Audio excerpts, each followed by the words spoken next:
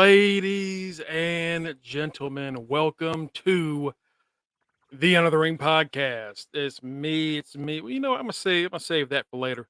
Join, of course, almost every day, my forever rival, the former predictions champion of the Under the Ring podcast, Trick Maddie. Say hello, Trick Maddie. What What's is going up? on? What is up, y'all? It is the forever IC champion, but I had to retire Matty Reigns since I lost my daggone predictions title to my forever rival, Let's not Mongo. spoil it. Let's not spoil it. You know, we'll save that. I Hold know. on. It wasn't Mike. It was only 3 people, and if it was Kenny, it would have known. They would have known if it was Kenny. We apologize. We've been busy. Me and Mongo was sitting up here talking. And then we was like, we gotta start the show. We gotta say what is the this? show. What does this say down at the bottom? Ish. It is. We was on the ish today. We was on the we're on the ish. I don't know if you won cookies. I know I lost, so I'm everybody's favorite. So I think you're saying no about you losing. I'm out here I'm Trick Maddie now. Look at even the avatar. Boom. He the North American champion. IC champ. The question is, of course, if Matt was the only champion to lose. We'll find out soon. Reggie, what's going on, my friend? You blame me for the Stephen Hawkins. I don't even know if we're really going to talk about that because that's a complicated thing. I mean, as long as we don't mention certain people. Yeah. Let's just get around that. Also joining us today, of course, the good stoner, the teacher man, Mike Swerve Jones. What is going on, Mike? How you doing today, brother? First off, Happy New Year, my brothers. Happy New Year, UTR. 2024 in this bitch. Yeah. All that rivalry shit, we gonna nip that shit in the bud this year. Okay? I'm about to be swerving on that title. Okay? We gonna stop all this rivalry shit, okay? We gonna bust that up in 2024. Okay. What's good, ladies and gentlemen? I know I haven't been on in a little while, the end of the year, it gets chaotic, holidays and all that good shit. But, just like these two had a name change, so did I. So yeah, it's gonna be a great year. Should be a great year of wrestling. And yeah, I am excited for us to get this thing rolling into 2024. Fellas, we have done this for some years now. It has been a while. Yeah, this is actually I couldn't believe it. So we're on like our second run, and this is our 142nd episode. I believe this has gone longer than the first run did. Yeah, it's definitely went longer. And we're blowing up because we got way more viewers. We're way more consistent. Yeah, we'll technology has advanced, so we're everywhere. Because I'm sitting here looking at the comments. I'm like, we on Twitch, we on Facebook, we on Twitter, we on YouTube. So wherever you on, Jeremy? But of course, we have one more person to introduce. Boo. What the hell?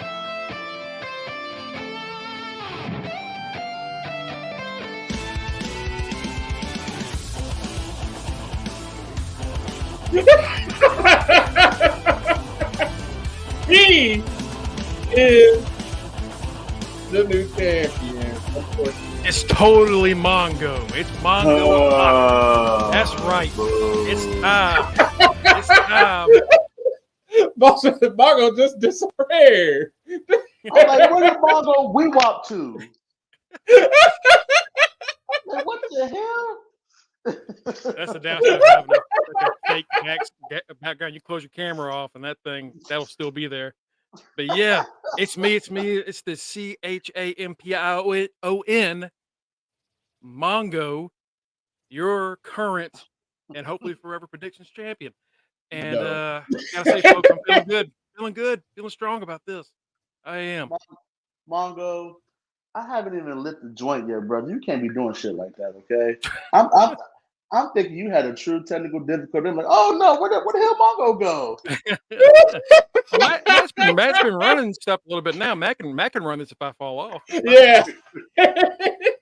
But folks, I just want to say Happy New Year and congratulations to me. Oh my god. Me. I did. In fact, let's hit my music one more time. Boys in the back, hit the music. That show was ass. All right, I'll stop bringing copyright strike. I knew that show. What is that? What is that song? What is that song from? That is Drew Gulak's old theme when the Cruiserweight Classic was happening. He used it. AKA, it's free, baby.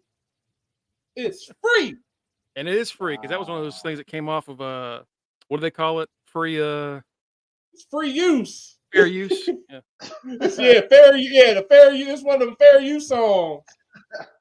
Wow, it's not even good enough to be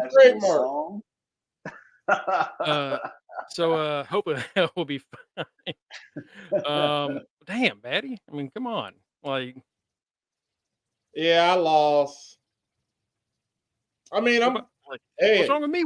What's wrong with me winning? I'm still a forever IC champ. That's why I'm Trick Matty.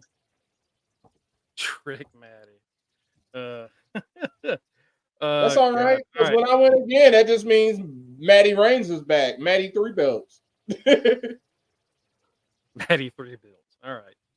Let's calm down a little bit. Because this ain't going nowhere. I got some time. I got some time to wait before we do. I think next week? IC title, next week? The fantasy championship, and then the predictions championship. All 3 belts. We're gonna be looking at Eddie Kingston. Oh God. Want to be him. Speaking of Eddie. Right. Eddie. Thank you, Cookies. Thank you. I appreciate that. Thank you, Cookies. That somebody cares. Jesus. I knew that. That show wasn't going my way. We all knew it was not going to go well because we all said, "Oh yeah, Hook ain't winning," and then Hook won, and we were like, "Yeah." And I almost changed my pick to Hook, but I was like, you know what? I don't think he's going to win. We universally went Yuta, and it was like, "Yeah, no." Yeah. You know what was funny? Bad night. You know what? I was sitting there watching that show like, I'm glad I didn't predict this shit because that show was all over the place. Man, it was a weird one. It was a weird one. So yeah, let me pull up the card real quick. But World's End was overall it was solid. Not their best show, but my complaint was like right before the show started, they added another 4v4, like 8-man tag. You already got one on the show. Why are you doing 2? What are you doing? And that's the one that started the show. I was just like, no. Like then, I was so confused. And like then my favorite thing of AEW, I told Mongo in the chat when the pay-per-view started, I said, I love this. I said, I love AEW because I don't know nobody's themes. So music just comes on, and I'm just like, I don't know who this is. Yeah. A lot of their music sounds the same. Like a lot of the women have the same song, feels like. A lot of them have the same exact song. Like it's I just sit there, I was just like, I don't know what match this is. Like they're like people have a similar song to Eddie Kingston. It's some like a lot of songs they do are good, but also a lot of them just sound very alike. And I don't know if it's just like Hook. You have to do so many. Like Hook got an actual song. that makes it, you notice it more when like Hook and Copeland, and if you like when the Elite were doing Kansas, like shit was so much more like impressive and exciting. Nasty Man, unfortunately. Yeah. With Judas. Yeah, we'll talk about that. He's definitely a Judas. We're gonna have to talk about that. I'm not looking forward to it. We're gonna have to discuss it.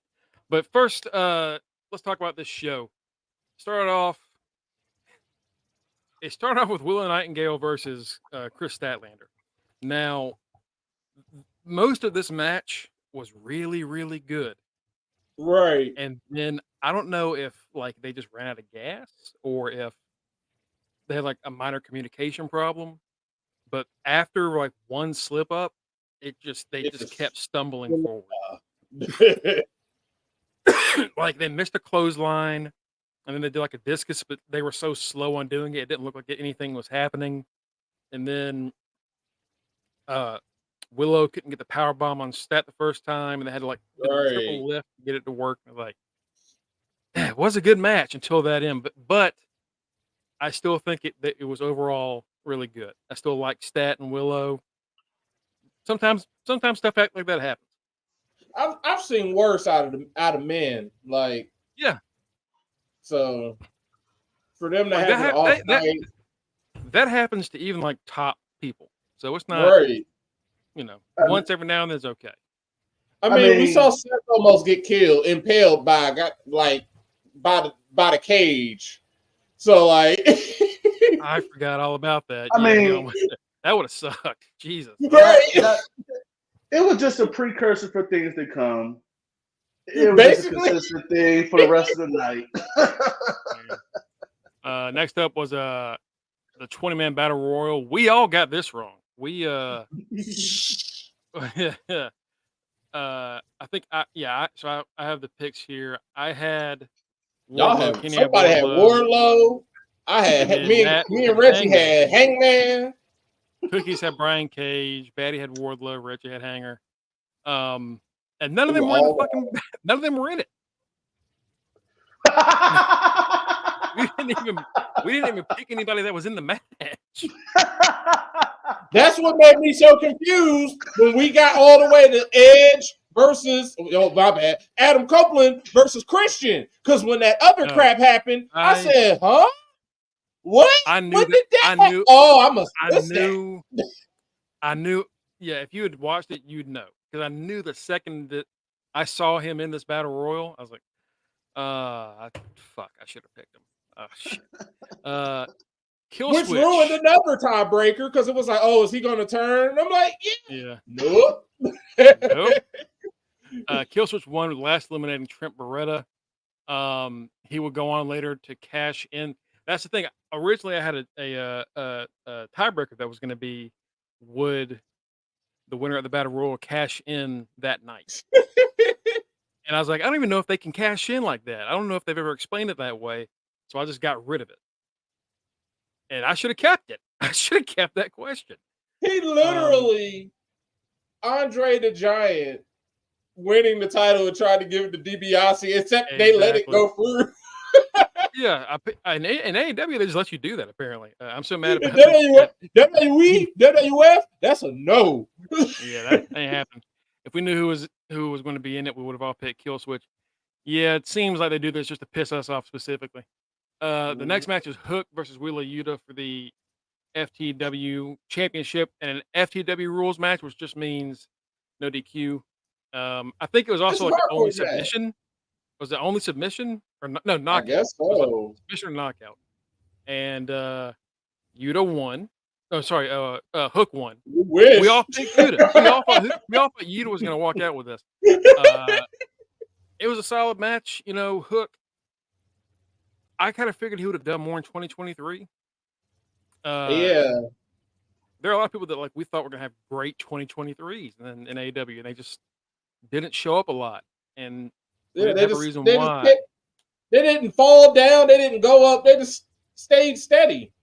Plateaued. That sucks. And he should be out of this FTW thing by now. He should be going for real belts. Somebody else dealing with that unofficial belt. It's crazy that the belt is officially a title. Yeah, I treat the NXT Heritage Cup thing like that. Like it's we're not counting this as a real thing, right? Because Right. once Noam Dar's out of here, we're just not doing this anymore, right? That's my guess. Like, I don't think they're not keeping that around long. The official show starts off with the 8-man tag of the Blackpool Combat Club's Claudio Castagnoli and Bryan Danielson, with Mark Briscoe and Daniel Garcia taking on Jay Lethal, Brody King, Jay White, and Roosh. 8 of the losers in the Continental Classic. This would make me so mad about this. I was like, what in the Survivor Series is this bullcrap? That's exactly what it is. Blackpool Combat Club, Briscoe and Garcia won. Garcia did a little dance with he danced with somebody. I can't remember who it was. And then Brody had a good showing. Jay got his ass kicked. You know, and was this where Roosh got injured? Because he's injured. So we've talked about a lot of injuries lately. Roosh is now dealing with an injury, which I'll pull up here in a second. But this opener. So the first 3 matches 13:25, 13:50, 10:20. This 8-man tag was 17:50. God damn. And it felt like 17 minutes. An 8-man tag is that you don't need to have that go almost 20 minutes. You know, that is way too much. Yeah. Let's see. Seems like Roosh tore his hamstring in the second Continental Classic, and he's been continuing to wrestle with it. How many people have been wrestling injured over there in AEW? Like, what do you have, Doc? You're supposed to say no. And someone said no at World's End because Keith Lee didn't wrestle. Right. But we'll get to that in a second. Next up, Mira defeated Andrade El Idolo in his last match. Hi, Andrade. We're leaving. Immediately after this, he posted a goodbye and a thank you to everybody at AEW. And he said he wished he could have wrestled some others, but, you know, stuff happens. Basically saying, God, I wish I got booked more than once every 5 months. It would have been nice. Andrade's ass, he barely had a career there. He barely had I honestly forgot half the time he was even there. Like his biggest match was against Cody when Cody lit himself on fire with the table. You remember that? Yeah. That was Andrade's biggest time there. So I don't know. Hopefully his best match was on a Rampage against Pac. How do I know? Because I was there. Oh yeah, I remember that. I was there. That was clearly his best match in AEW. They got a standing ovation and everything after that match. And since then, nothing. And Pac has had nothing but visa issues. Yeah, Pac is constantly. We'll talk about visa issues later too for NXT. But yeah, like him and Roosh and a few others, like they'll show up for a feud or two or a thing, and then they'll go for 5 months and they'll come back. You can't really build anything with them. And I don't know why. I don't know why that's how Tony books, but that's how he books. I mean, it goes back to, because we've talked about this on numerous occasions in the past with them. It goes back to them adding everybody and their mamas, apparently. Adding everybody. You can't keep acquiring wrestler after wrestler after wrestler when you don't have any proper booking for them. They're just on the back burner. Yeah. It's like, someone who I keep seeing on social media and they've done nothing with, Kiera Hogan. Yeah, Kiera Hogan, I think is she doing Ring of Honor? I guess. I don't know what she does because I don't really watch a lot of Ring of Honor. But yeah, that's someone that should have been like a major pickup for them when they signed her, Yeah. And she was with Jade for a bit and then she wasn't, and that's all we've done. She was a baddie and that's it. Reggie says, I remember that match. It was pure fire. And then Reggie was there also. That someone is even in the company. Lance Archer. Yeah, I was talking to somebody the other day about like Tony doesn't like big guys. He doesn't like big men. He has like 10 of them. Well, like why'd you put a belt on Wardlow? Well, then somebody said, well, Samoa Joe's a champion now. Like, yeah, Joe just won the championship. He had a good year, but like Lance Archer has been MIA for a very long time. Big Bill was the nobody until he got a random tag title win with Ricky Starks. Right. Kill Switch, Luchasaurus. Honestly, 2023, he was basically cut by Christian for a belt. And that's going way too long. Like they kept that up this week, and I'm very tired of it by now. I kind of want to move on. Right. Brian Cage kind of just doesn't do. He shows up to lose essentially. Like he's a 6-man champion that loses every match he's in. That just adds no value to that belt. Adds no legitimacy to that belt. Right. You're hooking more than IG than I do on TV. Yeah, pretty much. To my point, Reggie. The next match I thought was really good, though. We had Thomas Tony Storm defending against Riho, the AEW Women's World Championship. Thought it was good. Riho, I didn't realize, like, I always knew Riho was small. Next to Tony Storm, she looked so small. And, like, Tony's not a tall person, is she? She's not, like, massively tall. Let's see. She's 5'6". Like, Riho was just like, it just looked like a different, like a kid, essentially. Right. But Riho also wrestles her ass off, so she makes it work. I'm sorry. I'm so tired of Riho. Tired of Riho? She just came back. She's been gone for like 9 months. I'm tired of her already. Damn. You're done with her now?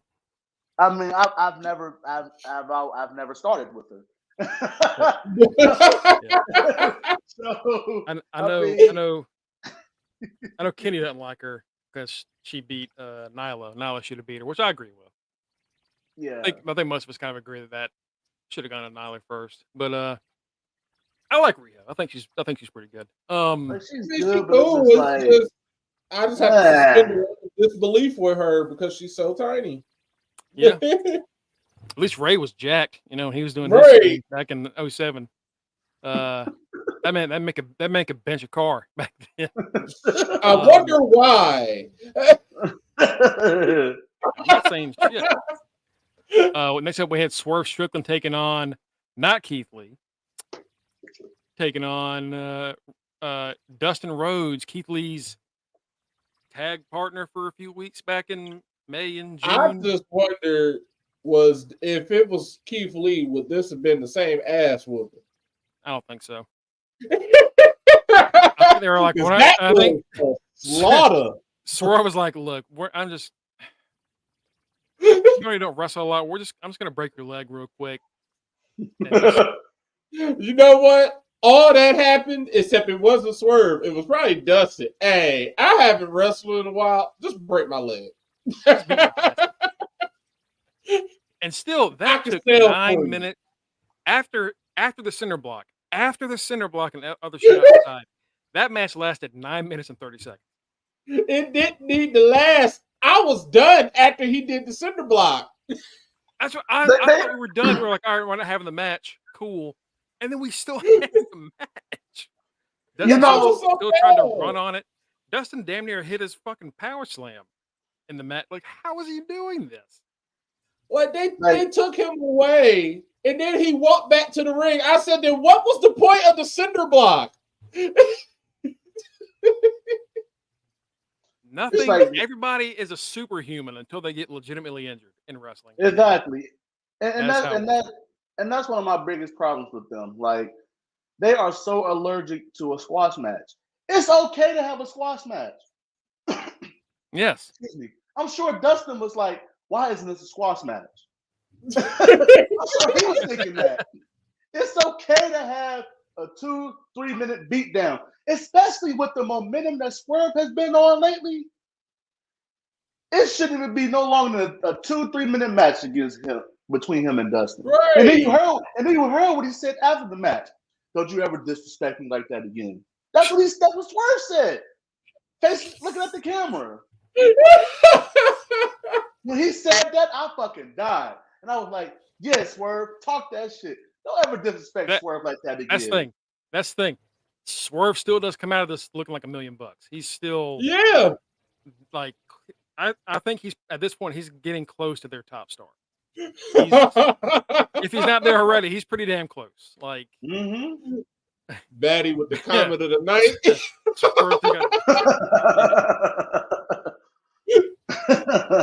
That was I was like, okay, you beat him. And then he just kept going. I was like, oh, Swerve took okay. Out Jesus. Oh, dang, he beat him for the ancestors.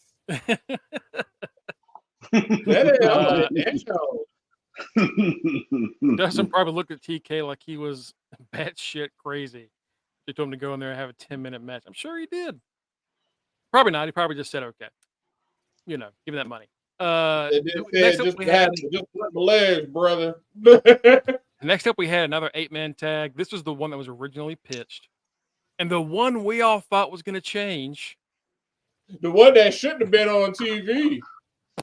Sting, Darby Allin, and La Sex Gods, which, man. No. That's a bad name right now. Sammy Guevara and the Nasty Man. The Nasty Man. Chris Jericho defeated Ricky Starks, Big Bill, and the Don Callis family. I'm glad Takeshita got a win yesterday because, damn it, this Jericho shit has been like, he has been killing everybody's momentum this year. Everybody.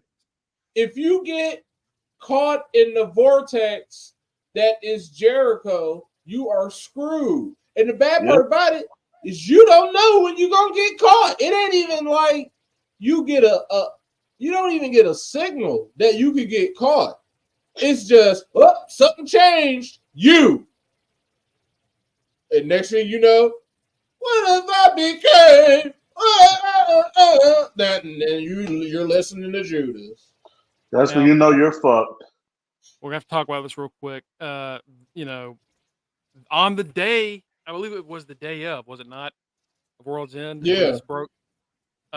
Nick Hausman was on a podcast where he said that he compared Chris Jericho to Harvey Weinstein. Oh God. That's a really yikes. That's a nasty insult. So if you say that about somebody, you better have things to back it up with, you know? But he stopped there. He said, I don't want to, you know, talk about things that aren't my business that, you know, that I don't want to come forward with. But that's what he was saying. Then Kylie Ray put a heart underneath that tweet. And if y'all remember what happened with Kylie, she showed up, signed, and was gone in like a few weeks. Right. I saw her at Double or Nothing, and then she was gone. Yeah, the idea was like she told Tony that, because Tony said this during a scrum. She says she just didn't want to be here anymore. This wasn't the place for her. She respected everybody, but she just needed to leave. What's being hinted at, but has not been said by anybody yet, is that is because of something that happened with Jericho. But we don't know that.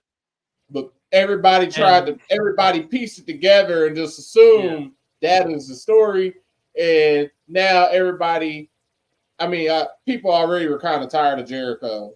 And now it's like, oh no. So it was now we got a reason. When he came out on Saturday, people were singing Judas, but everybody's like, I can't believe people were cheering. What they didn't hear is there was also people booing his ass also. Yeah, I said it in the chat. Maddie says, I can't believe he was there. I figured they were going to just cut the match and make it like a 2v2. You know, get Sammy and Jericho out of there. But that's what any other company probably would have done, but not AEW. Probably. Yeah, not AEW. So, because AEW, they want the boo. They want the shock value, like we always say about them. That's what they want. They want the boos in the crowd. They want the, oh, fuck Jericho, blah, blah, blah. That's what they want. They feed off of that.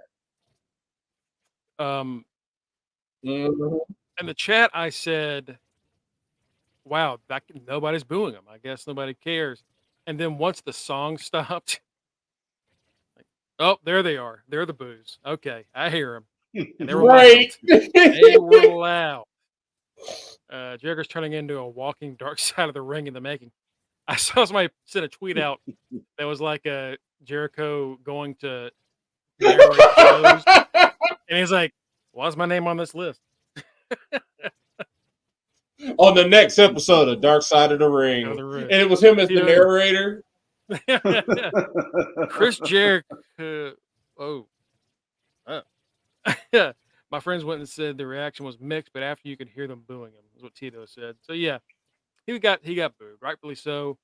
Even if it's not true, just like once that breaks and it's become a thing, you need to just take him off the show until things are settled. Yeah. And he wasn't on last night, so I'm guessing that's what they're doing now. They just waited. At the scrum, Tony was asked on 2 separate occasions about it. And the first time he was asked while he was wearing Tony Storm's hat and sunglasses, which was really awkward. Yeah, it's like, that was so terrible. If you're gonna have to answer that question, you just take it off. Take it off. Right. And you know, more or less both times the answer was, you know, we're not really gonna get involved too much in baseless rumors at this point. And then he said, this is the safest locker room in wrestling. This is the safest company in wrestling. When 4 months ago, he was saying, I feared for my life. Right. He don't know what it is. He just lying.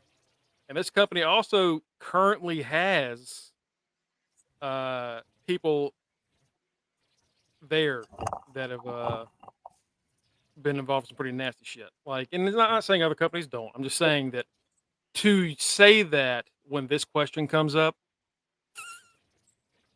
that's a bit of a stretch, you know. Like, don't just say, "Oh no, it's fine. We're the best and safest." Don't say that, because then you have people coming out of the woodworks trying to prove that wrong, like they did over the weekend. It was rough. It was rough. Next up was the TBS Championship. It was house rules. Abaddon's stipulation was that biting was legal. Oh, good. I've never seen someone get DQ'd for biting, but they're not supposed to. But I've never seen somebody get DQ'd. Julia Hart defeated Abaddon. It was solid, good match. I'm glad Julia Hart's getting more TV time. I'm glad Abaddon's getting more TV time. The women in general are getting more time now than they used to. And when I say used to, I mean like 2 months ago. Like, it seems like they're starting to show a lot more of the women now, which they should, because they just got a big name yesterday.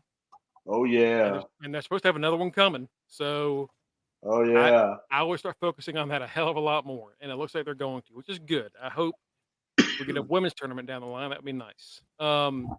Next up was the AEW TNT Championship. It's a no disqualification match. Christian lost to Adam Cole. 25 minutes this went. This was a WWE match in an AEW show. That's what this was. All kinds of interference, all kinds of trickery. And in the end, Edge gets the win. Right. And then Killswitch comes down to cash in, but not so he can cash in. No, that shot is going to Christian Cage. And then Killswitch and Nick Wayne and Christian beat the shit out of Adam Copeland. And then they start the match, and Christian wins in 11 seconds. And that was honestly probably, even with all of that, that was probably my favorite match of the night. And it was the most WWE match of the night. But it was because I didn't see the battle royal. So anything, it's all right. A cash in is happening. But what you mean? He really just signed it over. It's like you signed a check over to your parent or something to have them deposit it and cash it for you. He just literally just did that. Just signed it over and was like, yeah, he gave it to me. It's mine now. And boom. Hogan, man. It sucks that Hogan has had like nothing but great theme songs. Because like if you're gonna listen to one, you gotta deal with the fact that it belongs to Hulk Hogan. You know? Yeah. Like Real American's a banger. That's a great song. But Tito says there's a ton of people injured right now, and there are. Moxie buys people every match. He does. Reggie says, sorry to be off topic, but Mongo, I'm feeling the hat. I appreciate that, buddy.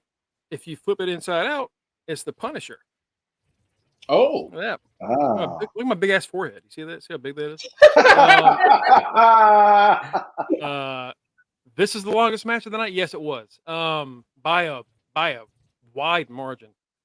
The second longest match was like 17:50. We had two of those. Good Lord. But this match was 25 minutes. 25. That was way. That was way too long. Way too long. But like you said, it was a good, like, for what it was good. Nothing wrong with the WWE style match on this show, you know. It breaks up stuff a little bit. Yeah. Next up was the championship final of the Continental Classic. So we finally learned what the hell the winner would get when this happened. Because we were like, are they fusing the belts? Are they going to drop two of them? No, Eddie gets to hold all three titles. That is the Triple Crown. And this title has the worst title name of them all. The Continental Championship. Yeah. So Eddie defeated Mox. Eddie defeated Mox, which is the best choice out of the two.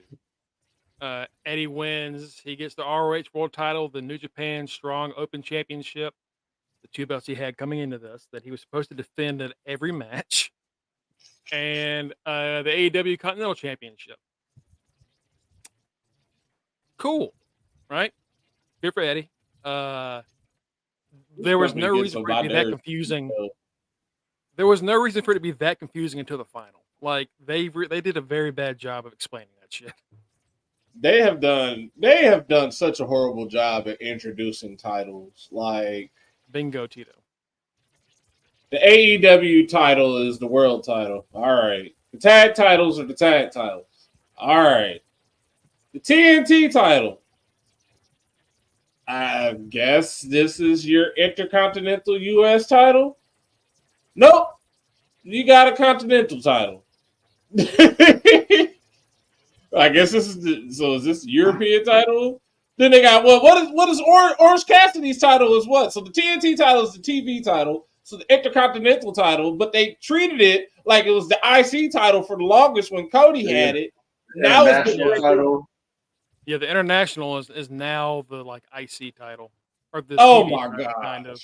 But when Cody had the TNT title, that was the IC title for them. Yeah. None of the other belts have a lot of weight to them. Have a lot of like, they don't feel that important. Like it's like the AEW title, the tag titles, and then all the other titles are on equal footing as far as I'm concerned. Like at least in WWE, we know it's undisputed, world heavyweight, whatever Roman's title is called, US, IC, tag titles, like the hierarchy. There is no hierarchy because every time they establish one, they get rid of another. They're like, oh, here's a new one. So we're like, what this belt supposed to mean now? Like, what is it in the AEW hierarchy? And then they added ROH, so that makes it even more confusing. See, I was gonna mention this earlier, but it applies to this topic as well, and it's something that, especially Kenny, have always said about this company. They need writers. They need writers. You got to be able to put together a storyline and put together, to Matt's point, a hierarchy for these titles. Establish who is under the umbrella of your AEW World title. Who is under the umbrella of the TNT title, International title, Continental title. To be honest, why can't the International and the Continental title just be the Intercontinental title? Why do we do two? Why do we need two separate belts? It's the International and the Continental. Now, like Mike said, we ain't stupid. We know if we put that together, that is Intercontinental. Screw International. That is Intercontinental. Tito brings up a good point in the chat. The ROH titles would be similar to NXT titles right now, which sucks. That sucks, but that's true. That's the crappy thing about it, because as soon as they bought them, I instantly said, all right, Ring of Honor is their NXT. But they do a horrible job, just like WWE was doing, of having their quote unquote main roster people go down to AEW, go down to ROH. Like, oh, the guy we were just talking about, Mr. Vortex Nasty Man. Because even ROH got sucked into the vortex of Jericho. That's how he became the Ocho. Yep. The ROH title. And now, so the ROH Championship is a part of the Triple Crown. So the ROH World title doesn't on even equal matter. Footing. Is on equal footing with the Continental title. Give me a fucking break. I think having all those belts makes you the Continental Champion. I'm still confused by I know where they got this from. This is an All Japan Pro Wrestling gimmick, but they just done a poor job of explaining any of it to us, and to ruin the credibility of the Ring of Honor title, World title, for this. You could have done that with the TV Championship. You could have done that with the TV Championship. Hell, you could have even put the Pure Championship with that. But not your main title. Exactly. Yeah. So it's TK trying to make something sound so important that he doesn't realize that he diluted the importance of a world title. It's a world title. Yeah. I'm waiting for the rest of the Ring of Honor belts to be fused with others, and then it's back to Ring of Honor becoming the new AEW Dark, I'm waiting on them to lose that I forget who was the little official governing body that recognizes world titles. Because remember, at one point they were like, yeah, TNA or whatever is not, we don't recognize this as an actual world title. Yeah. I can't remember who that, but yeah, I know what you're talking about. I was like, oh God. The final match of the night was the World Championship, Samoa Joe versus MJF. And we were promised that the devil would reveal himself. And you see it scrolling below. New AEW World Champion, Adam Cole is the devil. Man, what a shock. But like we said before, just because it's predictable doesn't mean it's bad. Those are right. Different things. This was the best option for the devil. Now Adam Cole has a group to hang out with on TV while he's recovering. And MJF can go recover.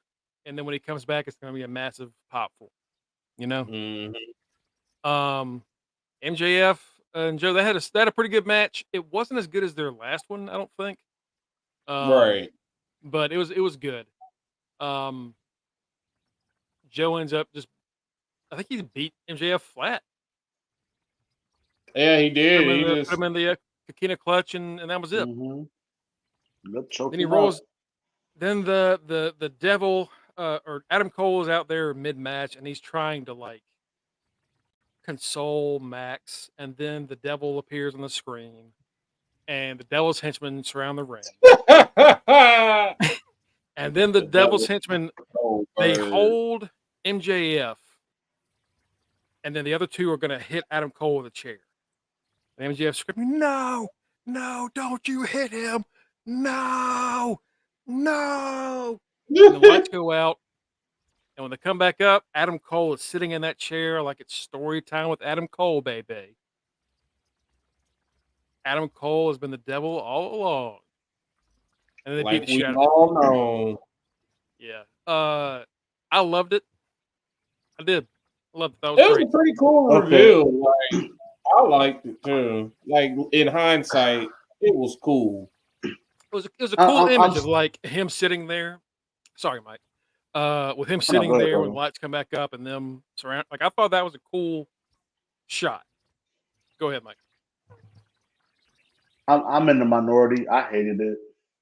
I hated the execution. Really? I hated the execution of it. Like, don't get me wrong. Him with those guys in that faction, I love it. Mm-hmm. But let's think about that during that whole match. And I'm high, so that means I'm observant times 10. Like, I'm really watching that. Like, weed kicked in, my brain is really opened up. So I'm like, okay.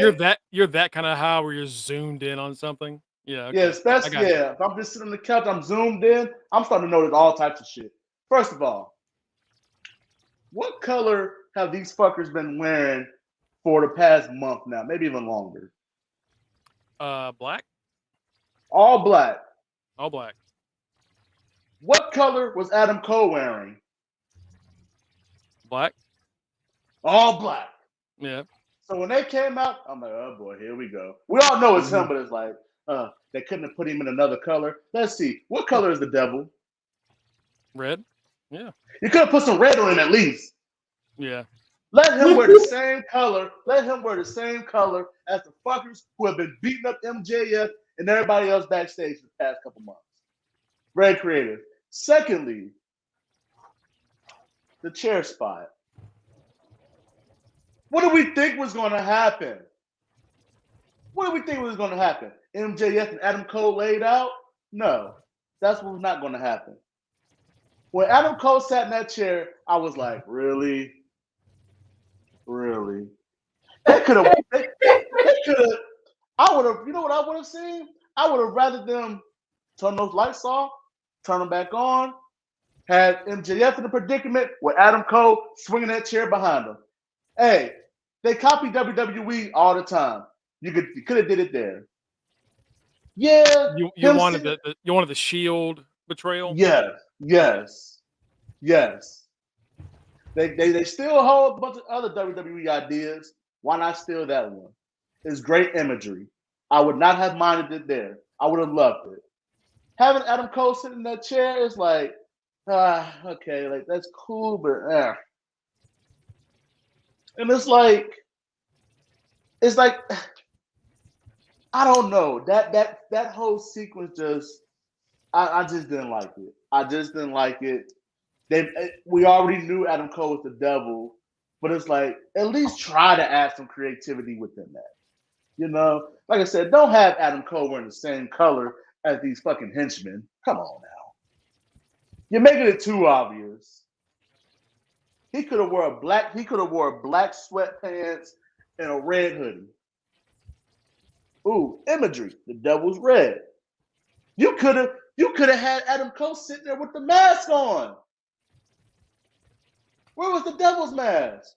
Yeah, they really could have just. Yeah, I can kind of agree with Mike on that. Like, if they still wanted to keep the mystery going, they could have just had the devil just chilling somewhere. He could have just been chilling in a box, and then as the match is progressing, we stopped paying attention to the devil sitting in the box. He had made his way down to the ring.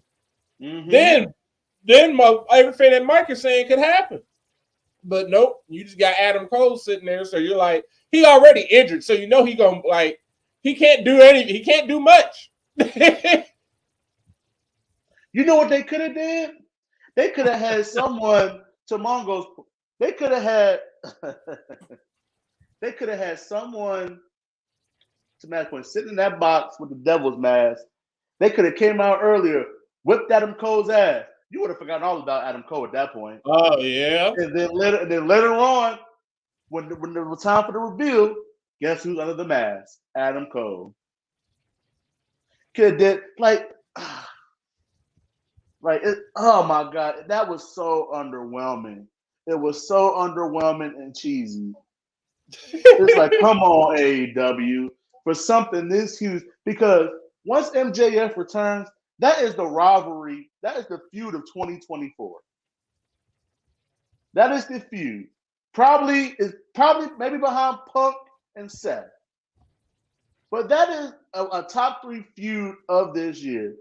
You gotta put some juice to that, man. You gotta make that review juicy, man. I was just so underwhelmed. And that's a large reason why I said the pay-per-view sucked. Because I was just so underwhelmed with that moment. And as we're going through the card, I was like, you know what? The pay-per-view was sloppy, but it wasn't bad. Right. But that review just killed it for me, man. It just killed it. Like they could have done so much with that, and like the feud is going to be great. Don't get me wrong, it's going to be great. We're going to love it. We're gonna probably forget about this after this feud is over with.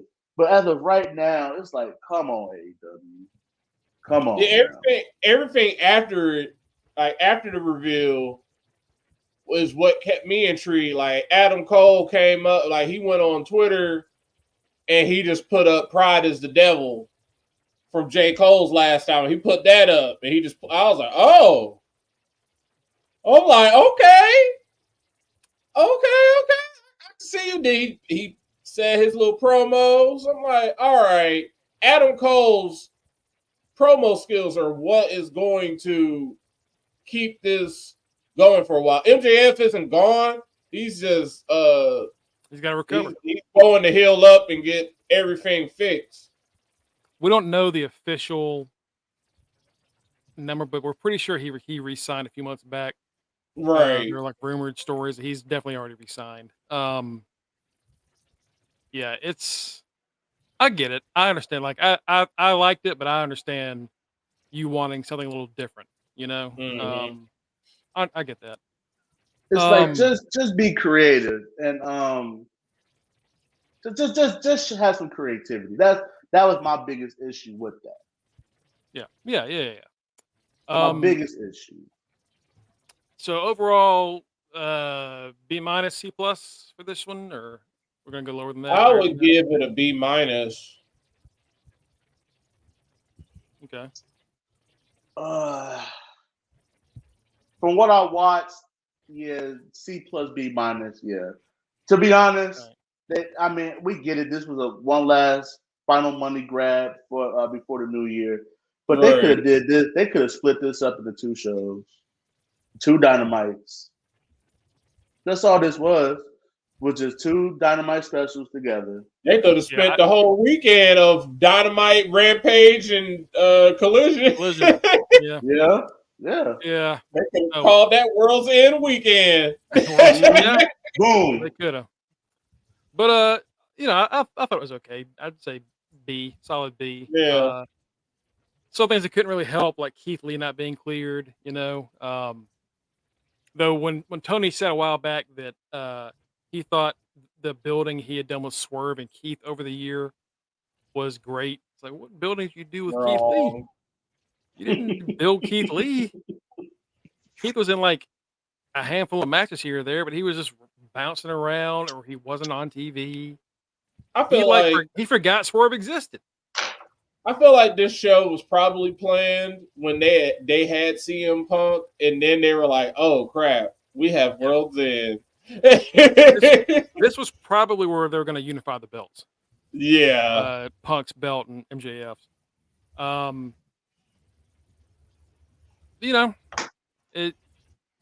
say this: Dynamite this week was fantastic. One of the best Dynamites I've seen in a long time. So hopefully they're crap. A little bit. You saying that makes so much sense now, because MJF was on Dynamite. Boom goes to Dynamite. That was World's End. Punk was on Collision. What happened when World's End? They collide. Boom goes to Dynamite on a Collision. World's End. They're unifying the titles. They're basically on 2 different worlds. World's End. Damn you, That's- CM Punk. That's exactly what they were gonna do. That's what it feels like, right? Like that feels like they definitely. It makes sense. So yeah, I agree with you. Yeah. I think, but I know that y'all want to hear about the predictions and who's our champ in the chat. So let's talk about that real quick. I'll say that aside from Tony being asked those questions, Tony Storm was great in the scrum. You know, the rumor of a Mercedes was floating around. She said, "I know who you're all talking about. I hear the rumors. Wendy Richter, I'm gonna fuck you up."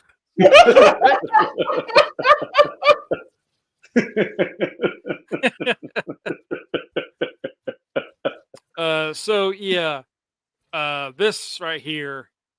Oof. Actually, I think it was really here. Actually, no. Oh, here we go. I had Eddie and you have Mox because it was close. It was neck and neck. Yeah. Kenny had Christian, and you know Christian did win a match, but Christian won the wrong match. this match was for this. This was this match where Christian was the champion, and in this match, Christian's ass lost. But it wouldn't have mattered because that would have just given Kenny 7 points, and I still would have won.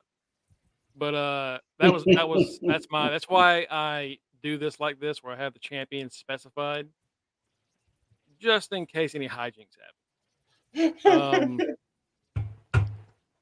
So let's go over to the predictions chat. So first off, Cookies, brother. Damn. Yeah, you had a rough one. You had a real rough one. You know, we all went Adam Cole. I will say this: him saying Roddy, he was close. Roddy was in the group, so he had that. Next up was Reggie. Damn. Okay, Reggie. I didn't have your pick for the women's champion, Reggie. So I tried to go back. I didn't see it. But aside from that, he had pretty much everything perfectly done, except for this one, which, to be fair, we wouldn't have known. Right. And then, oh, damn! You trusted that damn Callis family, Batty. So yeah, we got 2 new champions, baby, me and Reggie. Dang, Betty, we both lost. That's what I'm talking about. Dang! This is a PG-13 show. You shouldn't be saying that. Hey, they be saying that. Reggie won, and he didn't. Reggie won, and he was missing the pick. Yeah, Reggie. Damn near had a perfect show. Damn. Yeah. Me and him, and honestly, he probably picked Tony. I couldn't find him. But oh God! Dang, that means Reggie been the bottom this whole time, y'all. I've always known Reggie was the bottom. Yeah, that was the show. That was the show, and the scrum. Samoa Joe, he talked his stuff. He said that it doesn't matter who's coming. He's gonna knock them all down. He's a fighter. Right. I'm glad we're getting a Samoa Joe championship run. I think it's gonna be short, but yeah, right. I'm happy he got one world title run outside of TNA and Ring of Honor because he deserves one. He absolutely deserves one. Right. Moving into the week, Andrade left and NXT. NXT doesn't count. That's not a world title. Andrade left AEW that night. Also, beginning of the new year, Dolph and all those people were officially cleared to go wrestle wherever they wanted. We talked about Deonna leaving Impact. TNA now, officially TNA. No more Impact, it's TNA. Right. And a few other names were bouncing around. Tito says Joe's been killing it. Low key, their most consistent performer. Yeah, I mean, he had a fantastic 2023. He did. Like I was talking about big men having problems in AEW, but I'll say that Joe had a great year. Can't deny it. Right.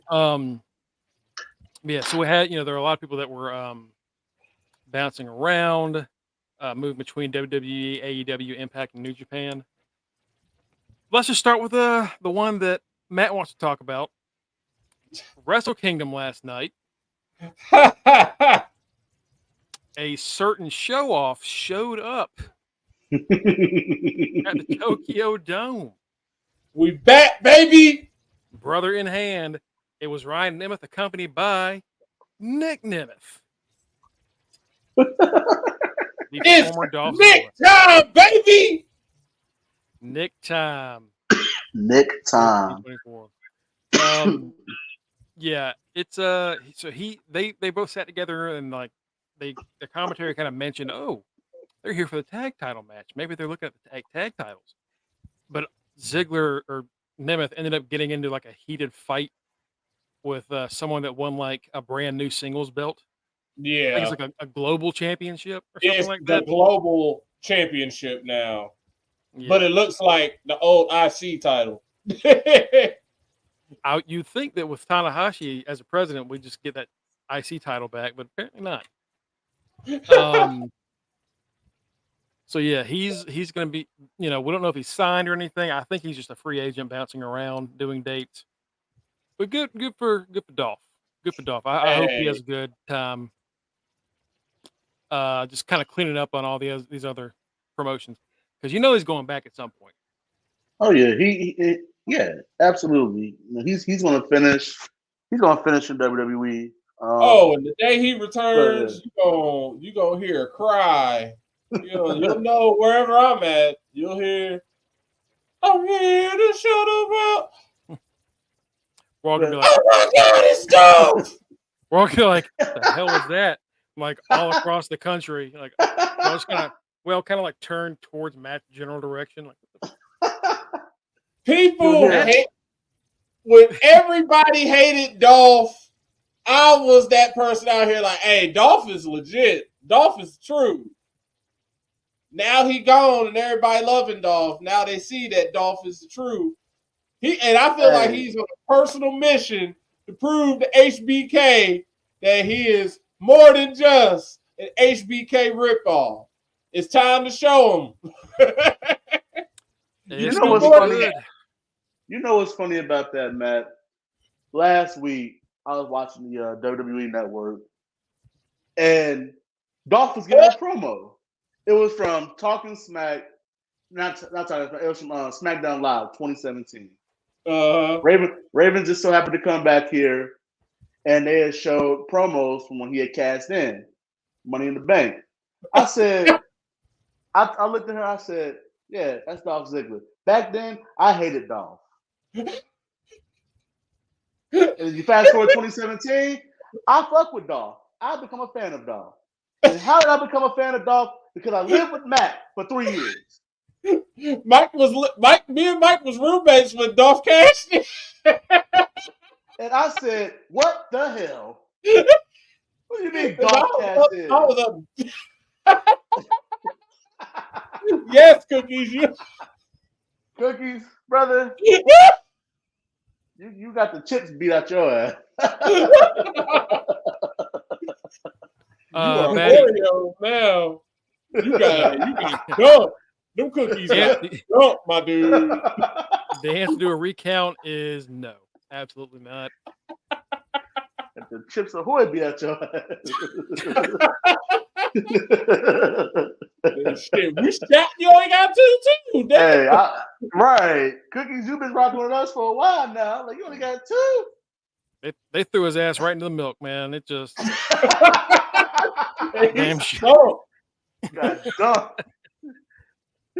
But yeah, but about Dolph. My point is, and it coincides with your point, Mongo. He's gonna make a lot of money in Japan, wherever he goes. To your point, he might as well, go ahead and go ahead and clean up.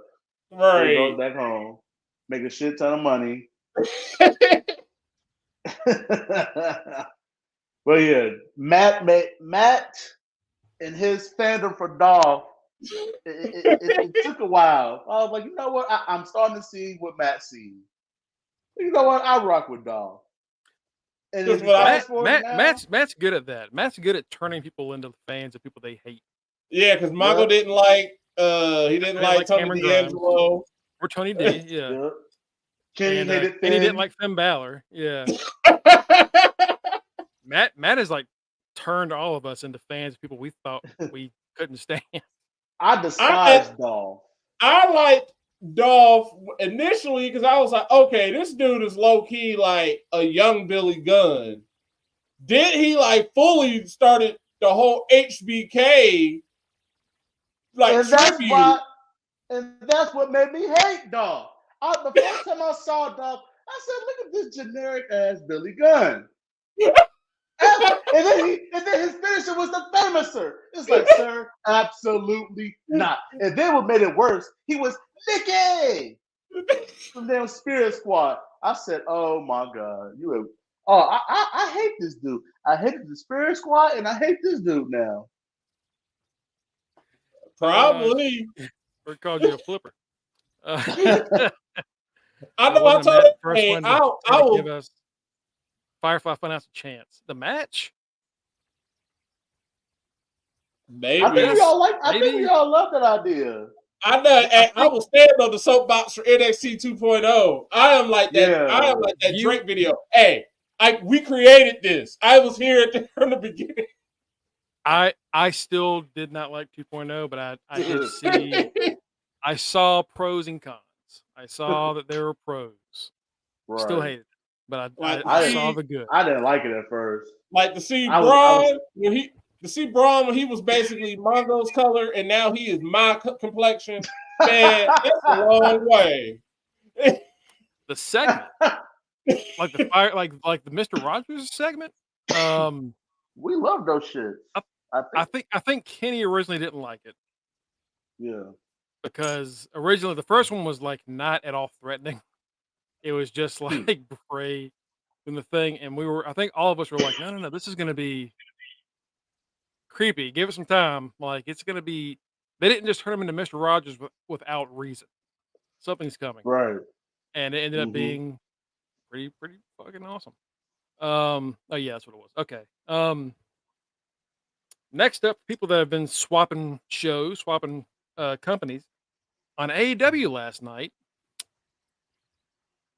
a new woman has joined All Elite Wrestling, and we thought it was going to be Mercedes because because I think Fightful reported that they were looking to finalize that deal. Right.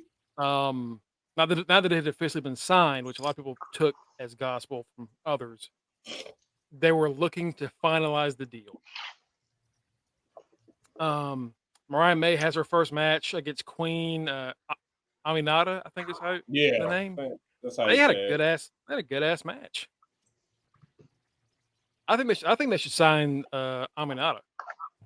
Yeah, I didn't even know Mariah May was that good. I was just like, oh, like I saw that drop kick she hit. I was like, damn. Yeah, no, Mariah May is like a legit. She's like a legit wrestler. She was in Stardom for a while, like won their top championship. I think it's like the Goddess of Stardom championship. I think she had her own group over there, like Club Venus is what it was.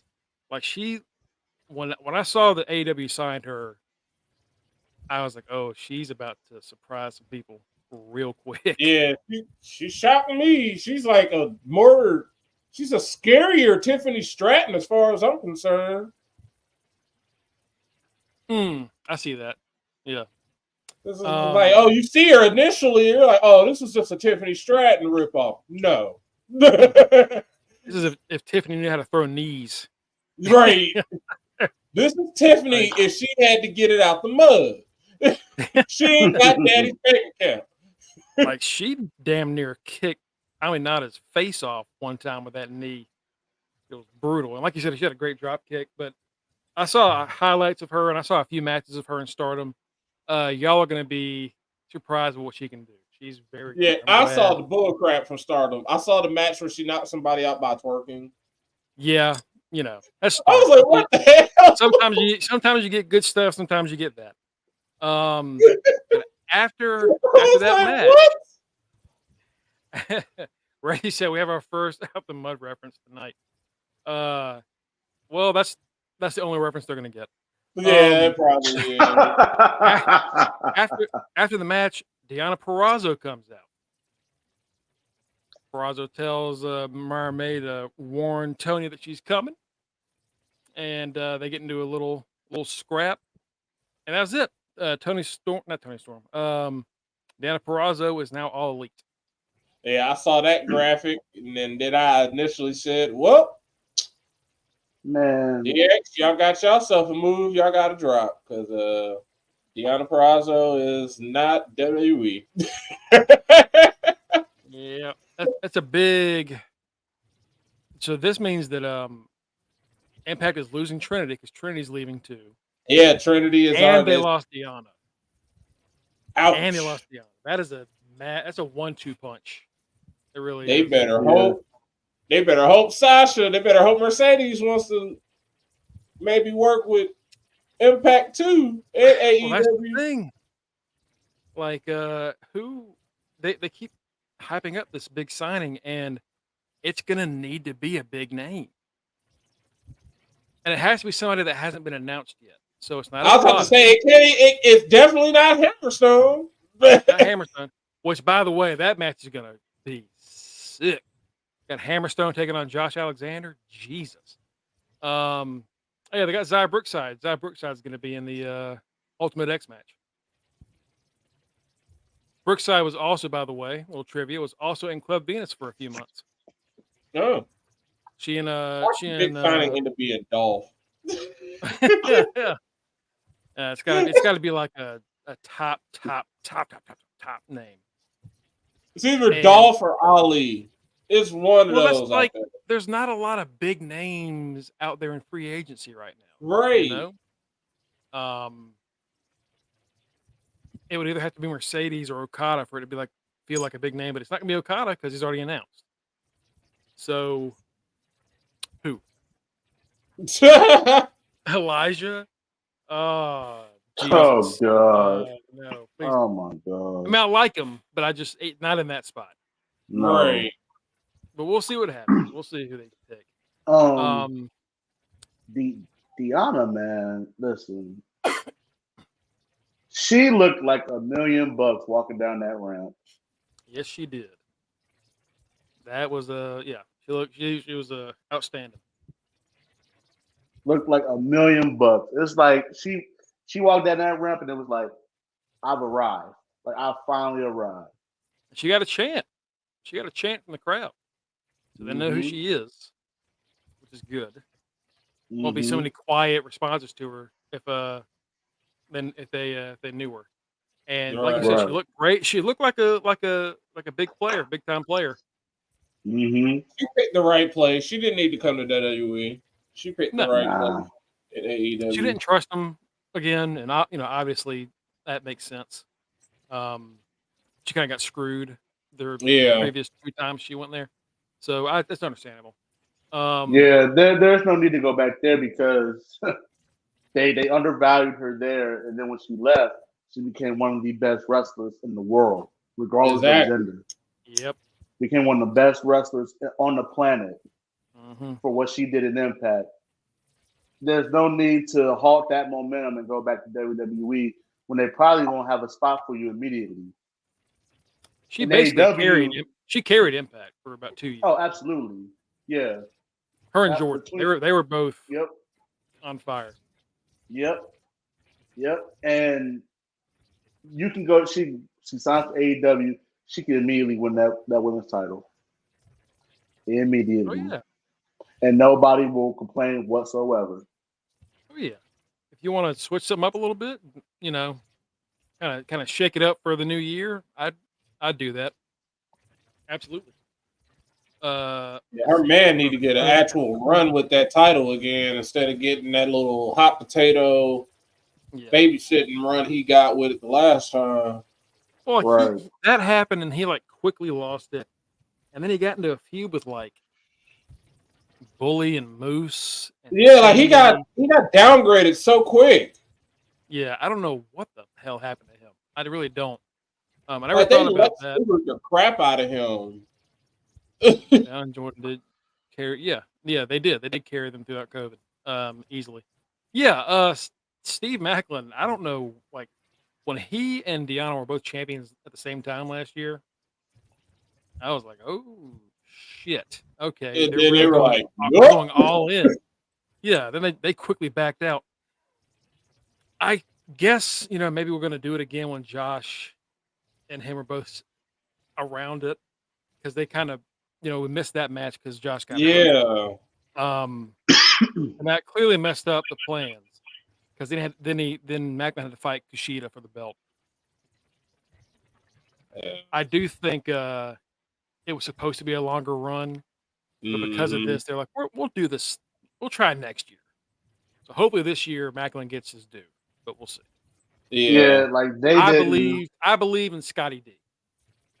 Right. That's one of the few times where they're booking. That's one of the few times where they were not prepared for a certain situation. Like they were not prepared for Josh Alexander to get injured. Right. And they had that their booking with that title was scatterbrained throughout his whole time being injured. Shoot, they're barely prepared for him to be back. That's why he's just randomly fighting Hammerstone now. Right. He came back and fought, I think, Macklin once, and then he's fighting Okada and Ospreay, and it's like he's like doing dream matches for one night. Yeah, it's like he's on his last leg. It's like this is my retirement run, but no, he just they just want to have everything for him. And hopefully with his TNA relaunch, we'll see him back in that top title picture where he belongs. I would assume, like, this is a stupid question, but I would assume they're going to have like probably the throwback styles of the TNA belts. Like, I assume I'm going to be looking at the belt Moose was walking around with. I hope so, because that's a great belt. Yeah, because that belt genuinely was a great legit.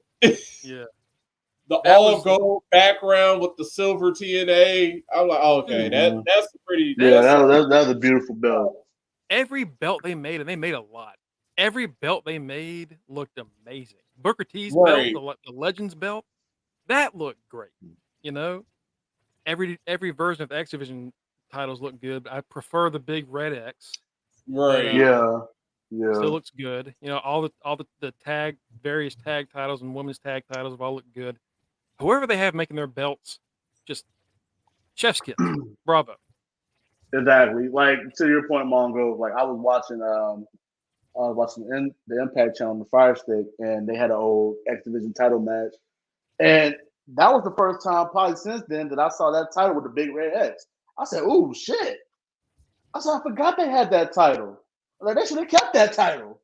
Yeah, a lot of their belts they should have kept. Like the Impact one, even the Impact one was cool because they had the owl on it. Oh, okay, I like that. Yeah, they've never had a bad belt. They've had moments where they put stickers on the belts. That was terrible, but they've never had a legit bad belt. People hated Jeff Hardy's belt, and I'm like, I like that belt because it was great. different. I think people hated it because it looked kind of like the Divas Championship, but I loved it. I thought it was great for. I really think we were on the verge of like a fantastic heel run for him, and then he just messed it all up for himself. But I loved heel Jeff Hardy, and I wish we actually got to see more of it. One of like my biggest regrets in wrestling is like, God, I wish we just got another year out of that. Right. As far as sorry, go ahead. No, go ahead, brother. I'm sorry.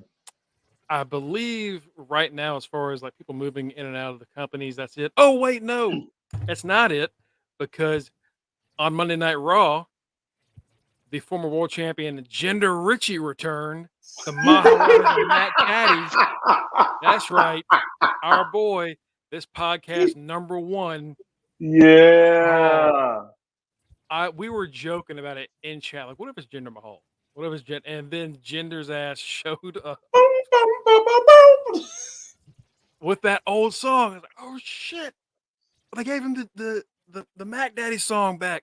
Yes. Mm-hmm. And that's when we all knew The Rock's here. Okay. The Rock, oh yeah, because I was like, okay, I'm like, it's Jinder.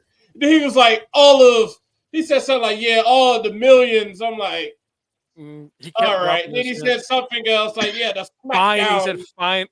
Finally. I was like, all right, hurry up. Say it, hurry up, bro. If you smell, all right, still ain't happening. Still ain't happening.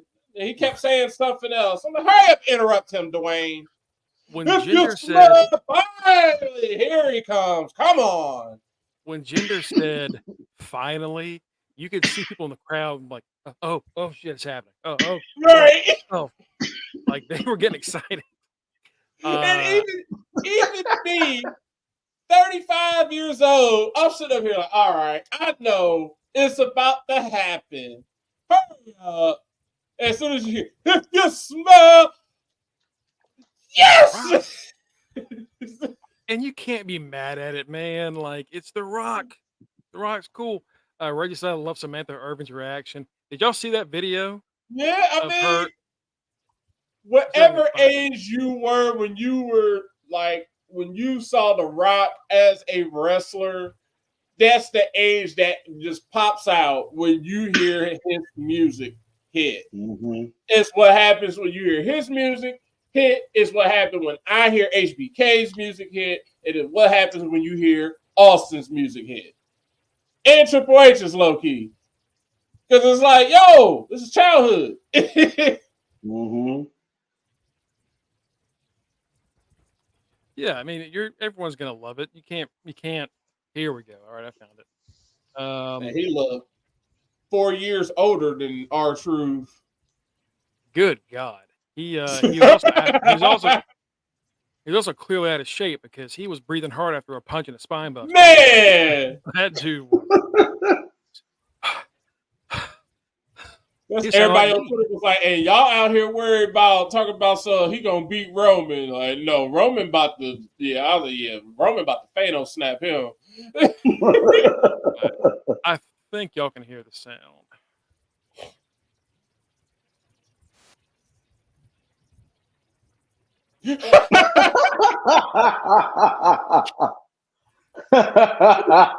Aww. She freaked out.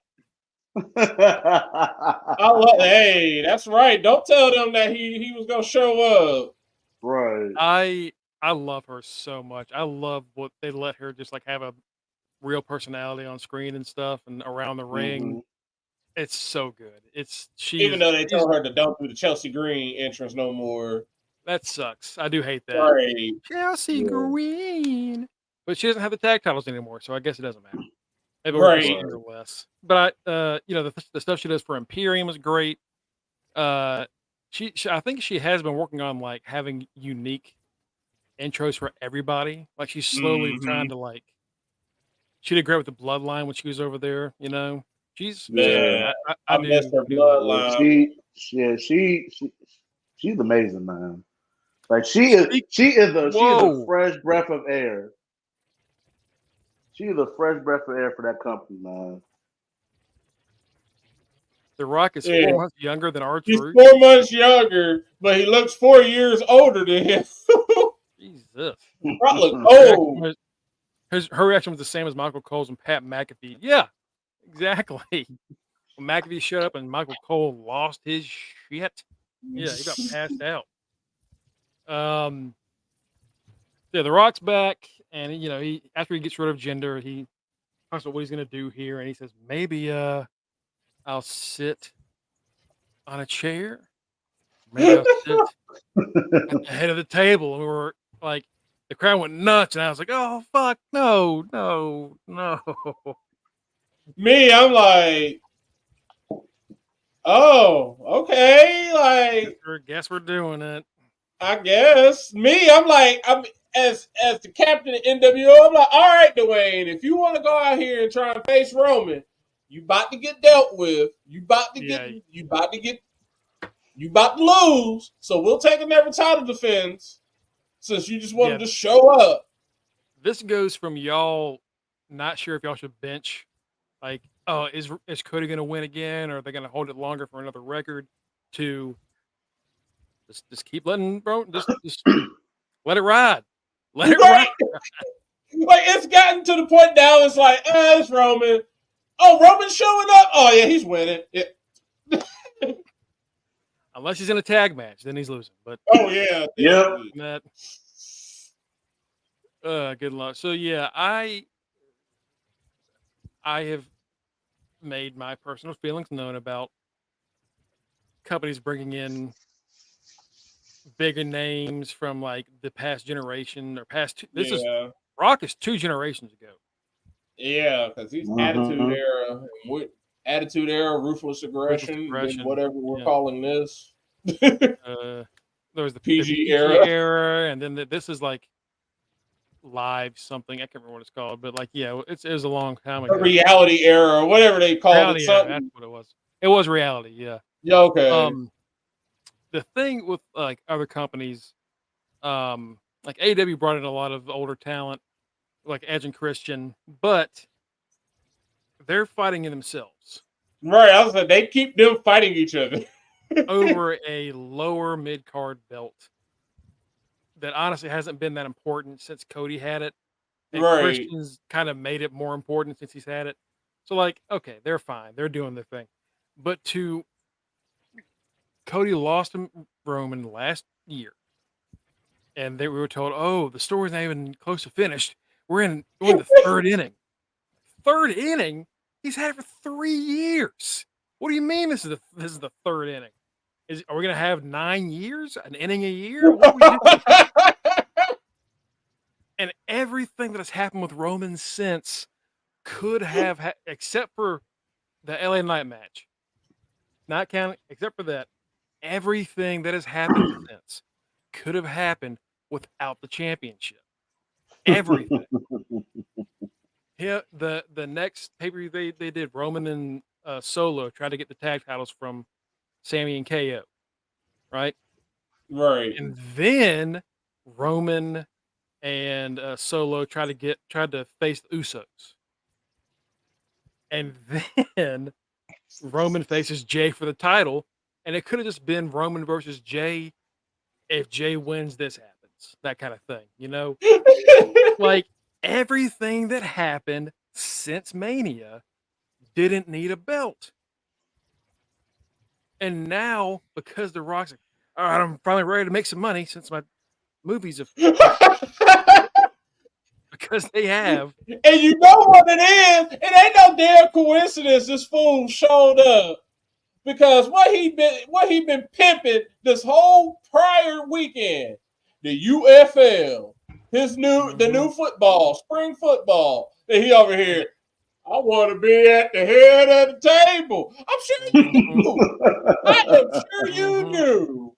Because what you go to? When does spring football start? March, April, right around WrestleMania season? Oh, what's going to be right around that time?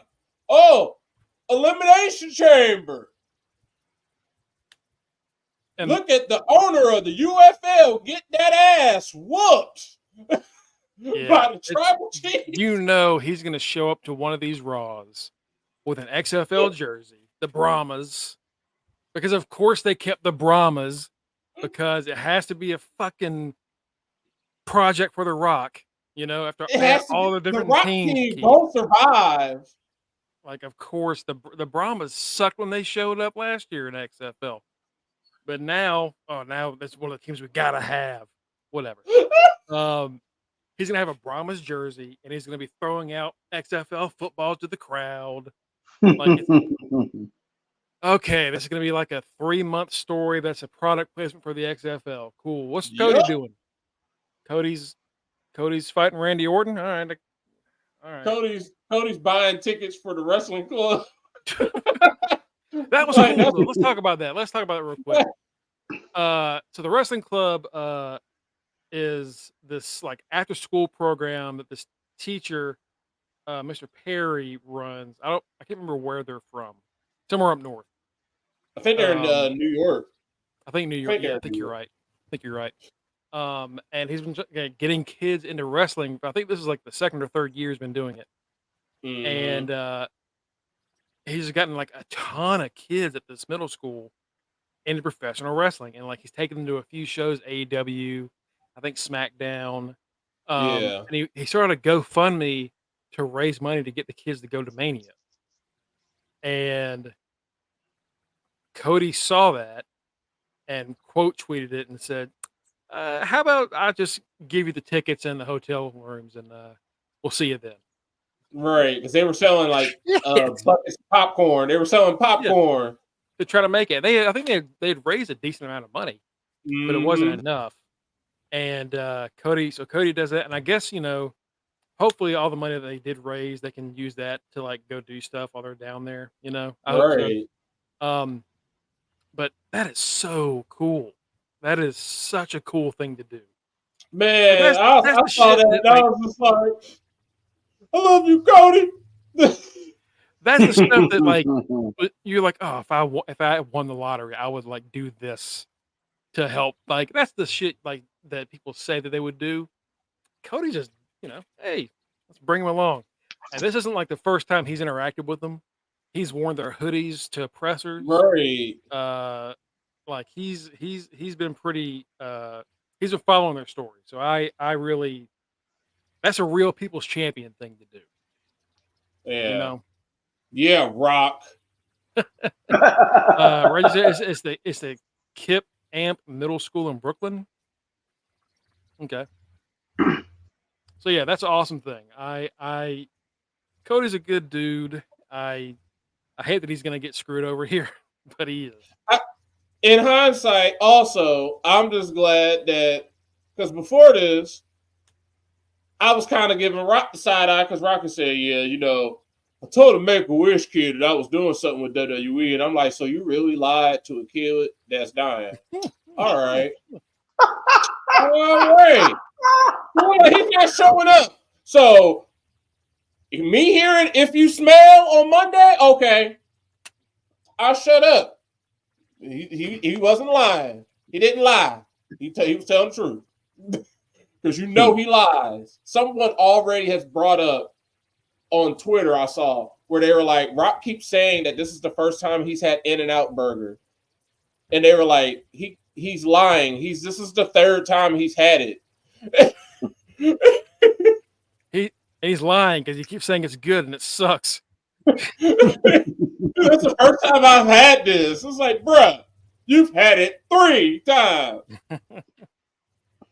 He's gonna buy it and rename it the Brahma Station or some shit. Oh God! For the last time, I'm not vaping. It's an inhaler. Either Rock's memory is shot, or he's just a habitual liar. He's a habitual liar. He's definitely a habitual liar, but yeah, it could be both. That's a strong combination of both. So if Cody doesn't face Roman at Mania, and remember, CM Punk is also here now, and I gotta imagine seeing The Rock show up when he was supposed to have like a big Mania match with somebody is giving him PTSD. That's gotta be like. I was thinking of that too. I said, now how is it CM Punk shows up and just out of nowhere, here come this dude again, right when he's trying to get something popping again. Punk's like, I was supposed to steal Cody's story, not The Rock. Everybody out here, no, Cody's story is mine. No, Cody's story is mine. Cody over here, like, it was supposed to be mine. What am I supposed to be doing? And me and Mongo was talking about that before the show started. What's he doing? So if he wins the world title from like Seth or like Drew or something, does that count as him finishing the story? No. No. Because whoever beats Roman has to be Roman. He has to beat Roman for the Universal Championship. Yeah, it has to. He has to beat Roman. Does he have to do it at Mania? I mean, I say yes, but he also has to do it at Mania. Yeah, he has to. Yeah, if you want that moment, come on now, this story is one of the biggest stories that they've had in wrestling, or at least floating around on wrestling social media about Cody finishing the story. You got to have that on the biggest stage. I don't even know if they'll have it at WrestleMania at this point, but just because of they're having so many mega shows, like we saw earlier today, Money in the Bank is going to be in Toronto. Then they're having these Saudi shows, and they're having Backlash. Backlash is in France. Like, in France. Oh, damn. Wow, they're going to be in France. Wow. And you know that crowd's not going to be as hyped as Puerto Rico was, for damn sure. Like, we're getting these shows and all of these different, basically all around the world. They're going. A WrestleMania type of match is not going to be at WrestleMania. They're going to put it at Clash of the Castle, whatever they call these shows, Elimination Chamber, because Elimination Chamber is in Australia. Like me, I told Mongo a couple days ago, we are like, America is basically the ghetto. We are the B show. That's what I call. I said America's the B show now. The world is the A shows. WrestleMania is technically an A show, but guess where it's at? Here in America, it's the B show. Well, that's until they finally push WrestleMania to another country. Exactly. Once WrestleMania goes over the pond, across the pond, then we're officially the B show. They're teasing us now with how they're doing these shows. Oh, because apparently if they had if Elimination Chamber is in Australia, if it goes on like at 8:00 at night, our time, or like their time, that's like 6:00 in the morning, our time. So it's like they're basically trying to test. Let's see if they're going to tune in. They already know we're going to tune in. We didn't watch shows in London. We watched Clash at the Castle at 12:30. We watched Saudi Arabia 12:30 in the afternoon. We watched all of these shows. It's only a matter of time before they're just like, all right, we know y'all gonna watch. Here's WrestleMania. They're trying. Y'all gonna wake up. They're really trying to tap into that global time zone, like. Yeah, because they're literally trying to put, unlike when Vince when he would just call it the World Wrestling Federation, when they really didn't go around the world, and they really didn't. They would only go to places once a year. They're really trying. They're like, no, we got money and technology has advanced. We can literally go around the world. America is now we're the B show. We're good. They're like, y'all ain't seen us enough. Let's show everybody else. Y'all can watch it on streaming. Let's finally watch it live. Let's finally be world wrestling right. It took them 35, 40 years to finally put that into fruition. to finally make that a reality. I would not be shocked if they had Cody finish the story at SummerSlam.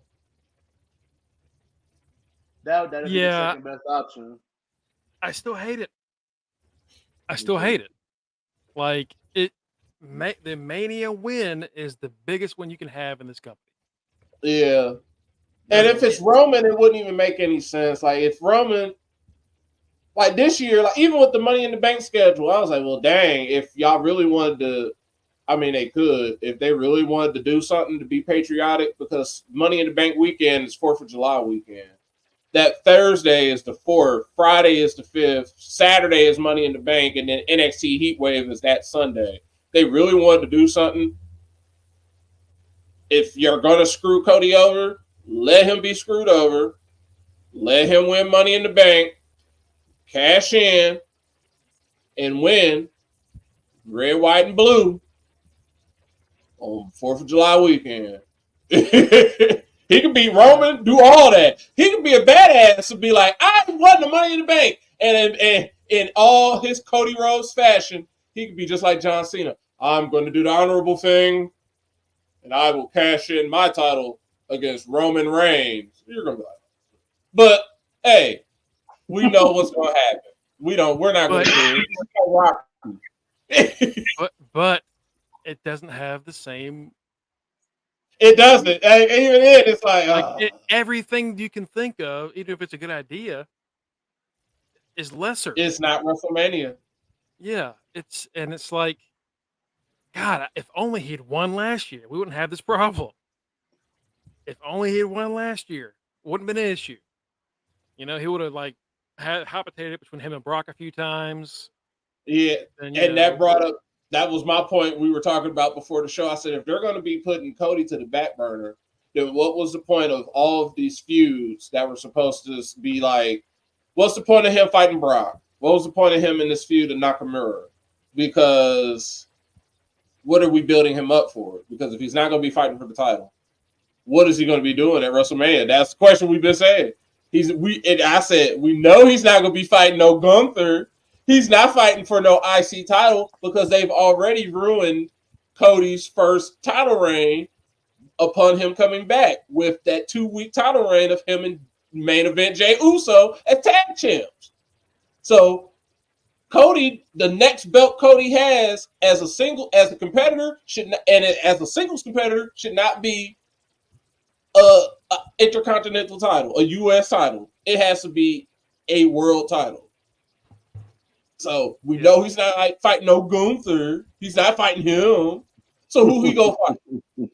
And I would hate Gunther to lose that title to Cody because it ruins him.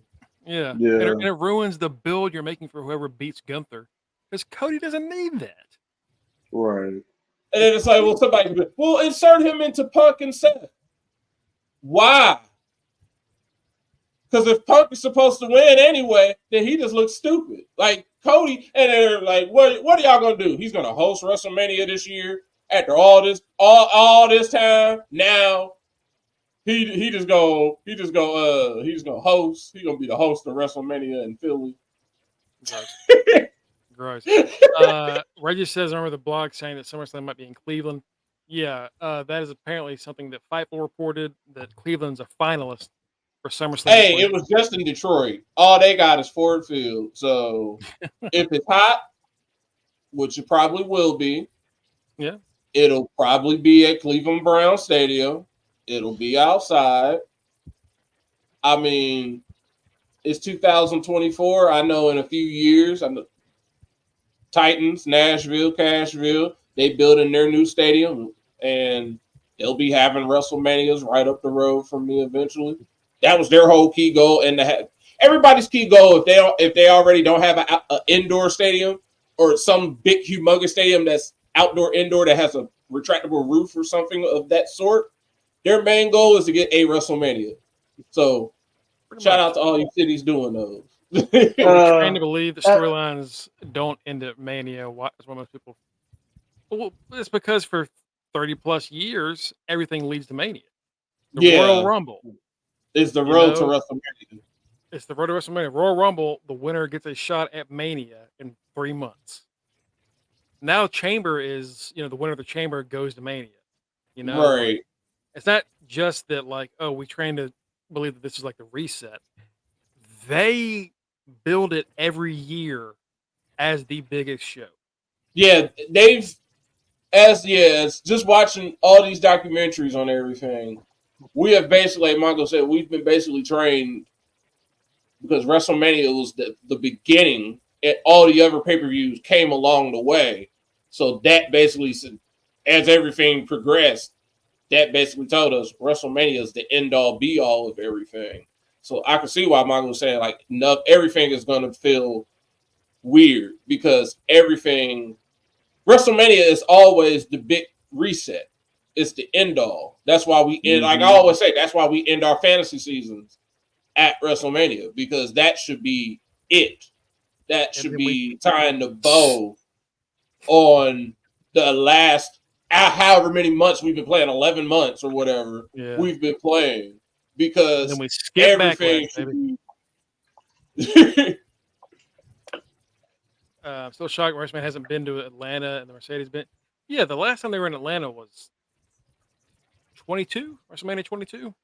Yeah, they have at the Georgia Dome. Yeah, I think that. So that you'd think that would happen soon, but maybe I'm sure there's a reason. They've made it they've made it just as you got to bid just as much as the Super Bowl now. Like, WrestleMania is a really big deal.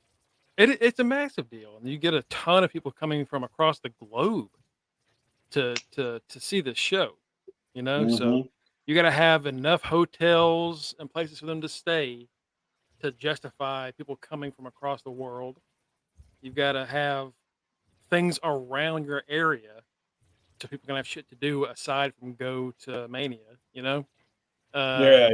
So if they don't think Atlanta has all that, or also they don't want to fork up the cash, right? Atlanta doesn't get it. That's why Florida gets it all the damn time, you know? Yeah, Florida, they get it all the time. Like Vegas will eventually get it, I'm sure. Basically, anybody they're going to use that orb. They're going to use that orb in Vegas. Oh yeah, like anybody that has all the new big shiny stadiums will eventually get it. Like I'm sure they'll get. They already had it so far. Yeah, they already had it at SoFi. They already had it at Jerry World. Like eventually, Nashville will get one. Apparently, from what I've read, they've built it upon the promise that as soon as it's built, they will get a WrestleMania. All they have to do is build the daggone stadium. If you build it. So I'm like, okay. So come. WrestleMania eventually will be in Nashville. I'm sure they'll be in Vegas. Sure they'll be. They didn't had a couple in New Orleans. They had a couple in New Orleans. They had one. They were out in the Bay, San Francisco. Oh, Field of Dreams. If you build it, they will come.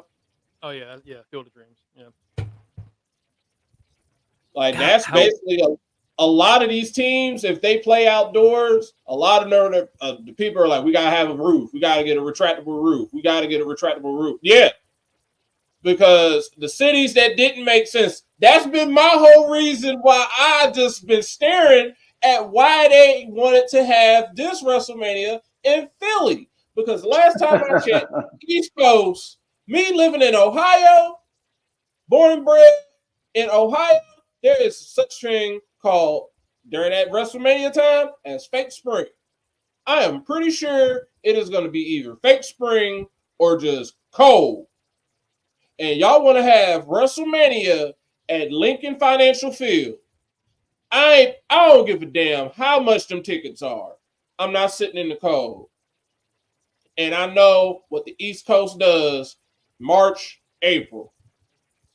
It bullshits. I ain't sitting in, I'm not doing that. You know what's funny? About Cody's story. Nope. You know what's funny? Like the one city up there that has a dome, but it seems like they don't have any interest, is Minnesota, the Viking Stadium.